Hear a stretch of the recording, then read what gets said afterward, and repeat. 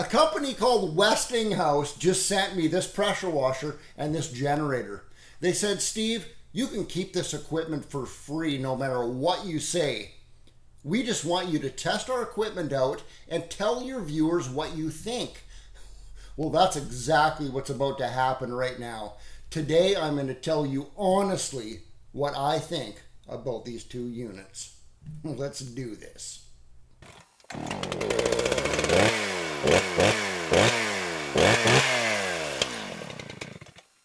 Hey everybody, welcome back to the Small Engine Saloon again. I'm Steve. Hey, there's my website right there if you want to check that out. Got a quick link up there for you too, stevesmallenginesaloon.com. Let's start with the generator today, shall we? This generator, the model number of this thing is a WGen5300DFv. Well, that's a long model number. That's what it is. Now, I'm going to say some positive things about this generator. I'm going to say some negative things about it. Let's start with the positive things first. Right out of the box, I know this is neither here nor there, but it's the color. It's flat black. There's no gloss black on this. It's flat black with that dark blue color. It's freaking gorgeous. I love it. It doesn't matter. This thing could be pink for all we care, right? So forget about that. We just want to know if this is worth it for you guys to buy one of these things or not. This is a dual fuel generator. It runs on propane and it runs on gasoline. We're going to test both of those in a second, so stay tuned for that. Next thing I saw right out of the box was these wheels. They're hard plastic wheels, but the wheels have ball bearings. There's two ball bearings, one on the inside and one on the outside of that wheel right there.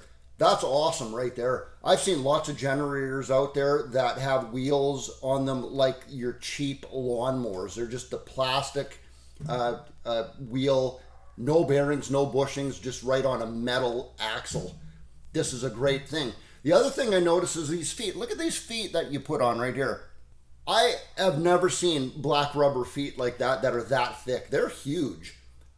That's a big thing for some generators out there, that they vibrate and they walk and they wear the bottom of those feet out. And sometimes those feet are only like maybe 3/4 of an inch thick or something like that, and they wear out really fast. These are huge. I really like that on this generator too. What's this right over here on the side of the engine? Check that out. You know what that is? That's an oil alert. It's a low oil sensor that tells if your engine is running low on oil, and it'll keep your engine from running so you can't run it low on oil. That's something that doesn't need to be there, but it is there. Again, nice. Big gas tank. Just under 5 gallons of gas. It holds 4.7 gallons of fuel. 18 liters. Have you ever seen a generator out there with a little 1 gallon gas tank on it? Yeah, exactly. Whatever. It comes with this propane hose right here. So first thing I did, I didn't even actually put any gasoline in it yet. I just took this hose, took my Barbie tank right there, hooked it up outside and ran it on propane. And hey, I got a clip of it right now. Check this out. Show you it's actually working on propane.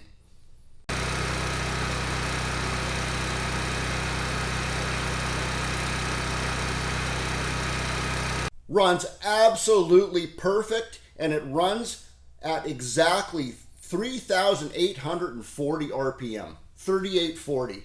It actually says right on the side of the generator 3,600 RPM, but this is running at 3840.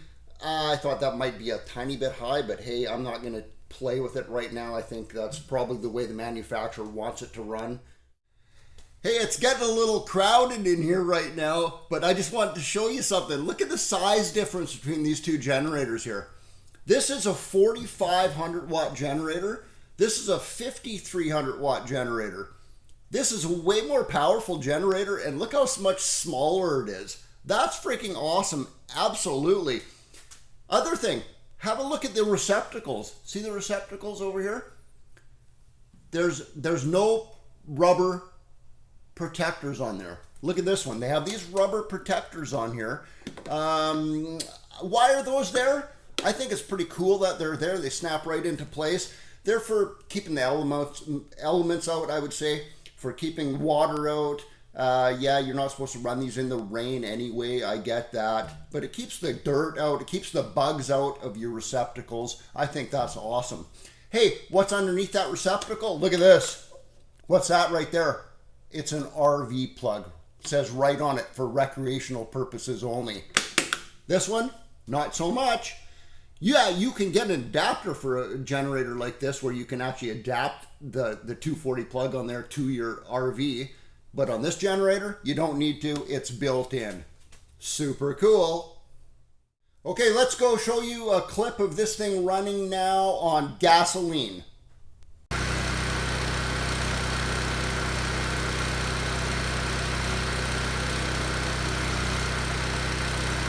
Runs absolutely flawlessly on propane and gasoline. By the way, when it was running on gasoline right there, it also was running exactly 3,840 RPM.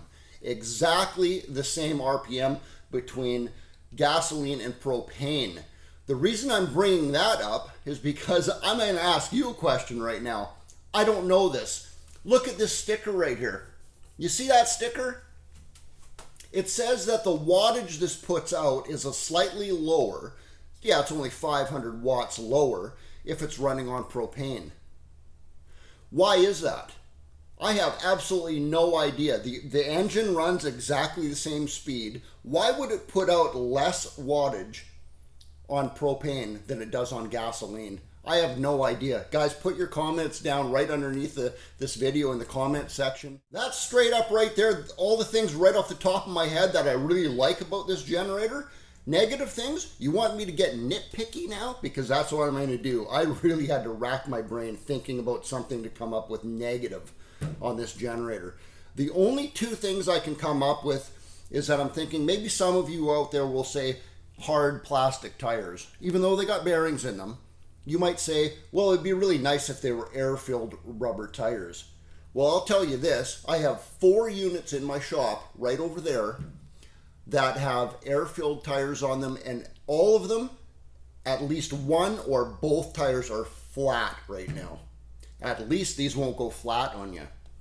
The only other thing that I could come up with that I could possibly say negative on this is the black rubber feet that I showed you earlier.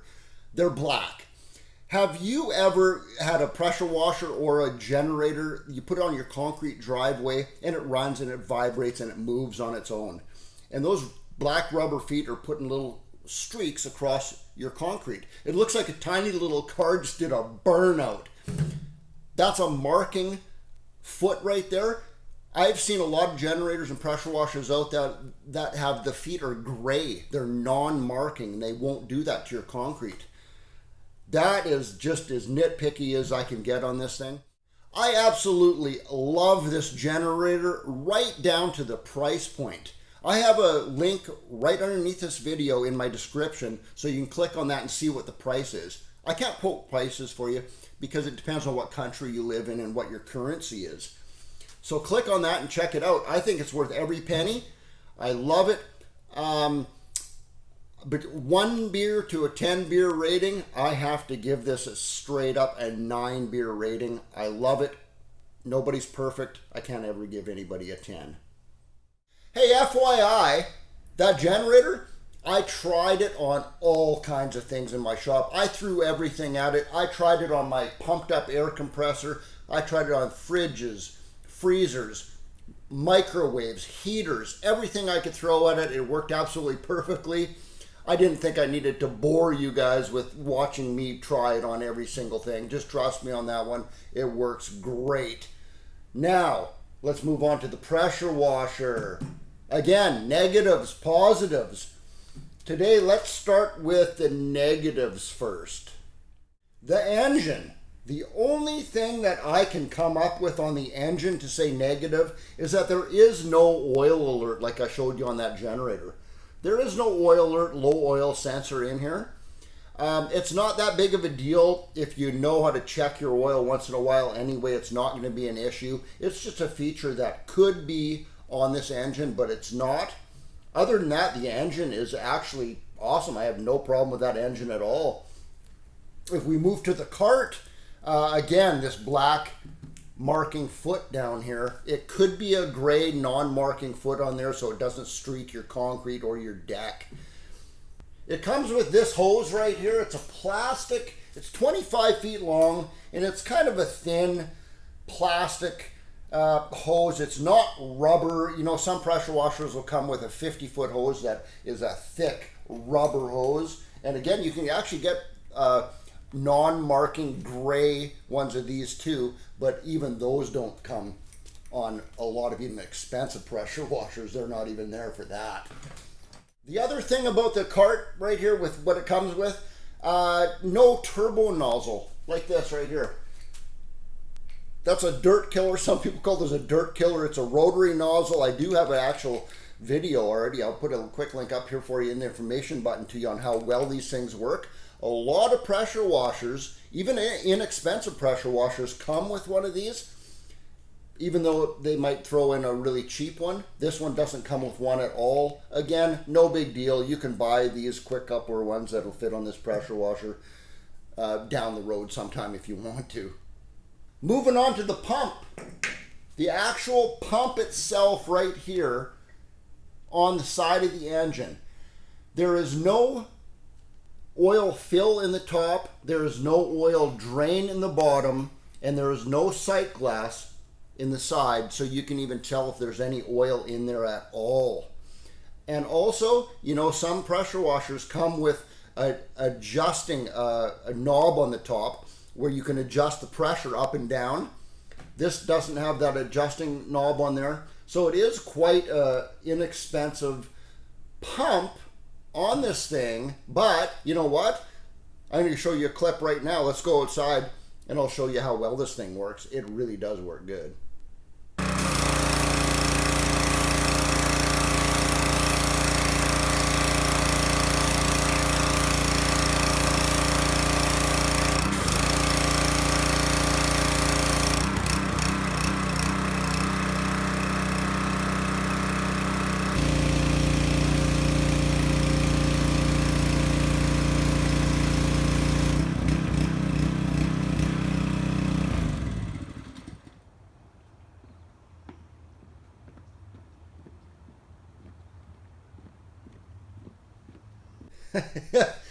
Sorry about that last part right there. I was trying to make a rainbow for you. It didn't work. A lot of positive things about this pressure washer too. First thing that I noticed right off the bat was these big, huge back wheels. You know what's the greatest thing about this? You can pull this upstairs. If you have an area like I do where I go from one level to the other level, I just got to pull it up a few stairs. Some people want to pull these up a big flight of stairs to get up to their sun deck. There's a lot of pressure washers out there that you can't pull it upstairs without getting somebody to help you lift it, or if you're trying to drag it up yourself, you're grinding metal against concrete or against your stairs. This one, no problem. Here is a feature right here that I don't know if I have ever seen this on a pressure washer before. Generators always have this on there. I've never seen this on a pressure washer before. Look what's in between the engine and the cart. There's these rubber isolator blocks right here to take the vibration out. I think that is absolutely incredible. It comes with these interchangeable tips. You have your soaper nozzle, you have your 0 degree, you have your 15 degree, you have your 25 degree, you have your 40 degree. Interchangeable nozzles that quick couple right in like this. Have you ever seen a pressure washer before where if you want to change the size of the fan so you go from 0 all the way out to 40, you just take that thing and you twist it? Those things are junk. I was really happy to see that this pressure washer actually has proper interchangeable tips that are replaceable when they wear out. I really like that on this pressure washer. Trust me, that's a good thing. Another thing I noticed really right off the bat was that the PSI, it's 3,200 PSI and 2.5 gallons per minute. 3,200 PSI is great PSI coming right out of the tip. But if you don't have the water flow, which is your GPM right there, gallons per minute, it's not going to clean very well. There are tons of pressure washers out there that are the inexpensive pressure washers that are, say, 3,200 psi, and that's all people look at. But you look behind that and it'll say 2 gallons a minute on it.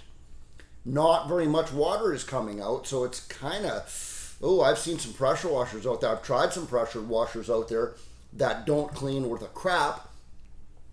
The difference between 2 gallons per minute and 2.5 gallons per minute, well, obviously that's a half a gallon per minute. But that makes a huge difference. This thing puts out an awesome amount of water with the pressure. It cleans way better than any 3,200 psi 2 gallon per minute pressure washer I've ever tried. It makes a huge difference. It really does. Comes with a built-in soap tank. You just put your soap in there, your chemical for when you're soap injecting. There's a lot of pressure washers out there that don't have that built-in tank. They just come with the hose, and they just tell you to get your own tank and then take the hose and dunk it in your bottle of whatever you're using. This is quite convenient. I like it that there's actually a soap tank on there. Now, I do realize that I said a lot of negative things about this pressure washer. Here's the thing, though. You got to keep this in mind. If Westinghouse did all of that, they gave you a way longer rubber hose. They put an oiler in the engine. They put a pump on it so it has to fill the drain, the sight glass, with the pressure adjusting knob on the top, a non-marking foot on there, all that stuff. If they did all that stuff, this pressure washer would be twice the price of what it is now. So I get that they're trying to bring it down to a price point. Speaking of the price point, I think the price on this thing is absolutely dead on. Again, right underneath this video, I got a link down there. You got to click on that link to see how much this costs, because again, it depends on what country and what currency it is. Between a 1 beer rating and a 10 beer rating, I am going to give this a 7 beer rating. I do like this pressure washer. There's a few little things that, like I said, but you know what? 7 beer rating for me is actually pretty good. 7. So there you have it. In my opinion, I think that Westinghouse makes good stuff at a reasonable price for what it is. I would not hesitate to buy either one of these units myself, honestly. I hope this was actually informative to some of you out there. Hey, a thumbs up button and click that like button. That'd be really cool. Share this video with your friends. Subscribe to my channel. Put some comments down. Give her on the comment section right underneath this video. I love hearing from you guys. And hey, you want to see another video? Boom, right there. There's another video. Click on that one next. And oh, hey, dang. I forgot again. Miller Genuine Draft. That's 2 videos in a row I forgot. Delicious. What can I say? Steve out.